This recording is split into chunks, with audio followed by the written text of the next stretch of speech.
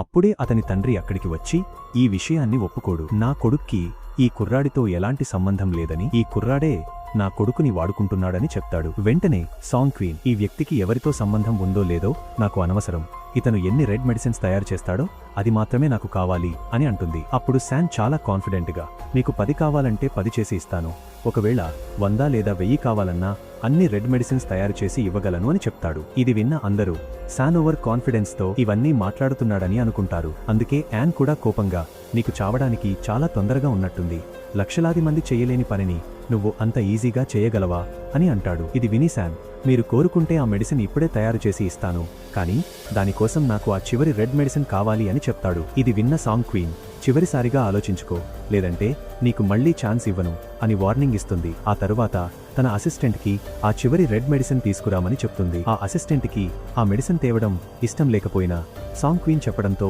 తీసుకురావడానికి వెళ్తుంది. అసలు విషయం ఏంటంటే సాంగ్ క్వీన్ తన తండ్రిని కాపాడుకుని ఏ ఒక్క ఛాన్స్ ని వదులుకోవడానికి సిద్ధంగా లేదు. అందుకే ఆమె శాన్ చెప్పే ప్రతి మాటను నమ్ముతోంది. కొంతసేపటి తర్వాత ఆ చివరి రెడ్ మెడిసిన్ ను అందరి ముందుకు తీసుకొస్తారు. దాన్ని తెరవగానే అక్కడున్న వాళ్ళందరూ షాక్ అవుతారు. ఎందుకంటే ఆ మెడిసిన్ లోపల నుండి విపరీతమైన వెలుగు బయటికి వస్తుంది. అందరూ దాన్ని చూసి మాట్లాడటం మొదలుపెడతారు. ఈ మెడిసిన్ తింటే మామూలు మనిషి ఒళ్ళు బాగా వేడెక్కిపోయి కొద్దిసేపట్లోనే చనిపోతాడని, ఈ గోళీలో అంత వేడి ఉంటుందని అనుకుంటారు. ఆ రెడ్ మెడిసిన్ చుట్టుపక్కల నిలబడినా సరే దాని వేడి స్పష్టంగా తెలుస్తూ ఉంటుంది. కానీ వెంటనే శాన్ చాలా స్పీడ్గా ఆ రెడ్ మెడిసిన్ ను తన చేతిలోకి తీసుకుని తన బాక్స్ లో వేస్తాడు. ఆ బాక్స్ లోపల అతను ముందుగానే తన మ్యాజిక్ బౌల్ ఉంచి ఉంటాడు. శాన్ అలా చేయడం చూసి అక్కడున్న అందరూ బాగా ఆశ్చర్యపోతారు. సాంగ్ క్వీన్ వెంటనే తన గార్డ్స్ ను ముందుకు రమ్మని చెప్తుంది. అలాగే ఆమె అసిస్టెంట్ శాన్ వైపు గన్ గురిపెడుతుంది.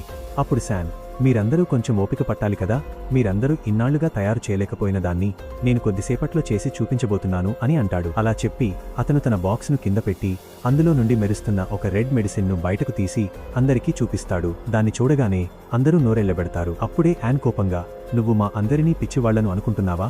అదే మెడిసిన్ ను మాకు మళ్లీ చూపిస్తున్నావు, ఇక నీకు చావడానికి టైం వచ్చినట్టుంది అని అంటాడు. అంతటితో ఆగకుండా టేబుల్ మీద ఉన్న వైన్ బాటిల్ ను తీసుకుని శాన్ మీదకి దాడి చేయడానికి వస్తాడు. సరిగ్గా అదే టైంలో శాన్ తన చేయి తెరిచి చూపిస్తాడు. అతని చేతిలో ఏకంగా 2 రెడ్ మెడిసిన్స్ ఉంటాయి. అది చూసిన వెంటనే సాంగ్ క్వీన్ యాన్ చేతిలో ఉన్న బాటిల్ పై షూట్ చేస్తుంది. ఒకవేళ నువ్వు కాలు ముందుకు వేస్తే నీ తలకే కాలుస్తాను అని వార్నింగ్ ఇస్తుంది. ఆ తర్వాత ఆమె నేరుగా శాన్ వైపు చూస్తుంది. ఆ సమయంలో శాన్ చాలా హ్యాపీగా, కాన్ఫిడెంట్ గా కనిపిస్తాడు. ఆ తరువాత అతను అక్కడి వర్కర్స్ ని ఒక బౌల్ తీసుకురామని అడుగుతాడు. ఆ బౌల్లో ఒక్కొక్కటిగా చాలా రెడ్ మెడిసిన్స్ వేస్తూ, చెప్పండి ఇప్పుడు దీని రేటు ఎంత ఉండాలి అని అడుగుతాడు.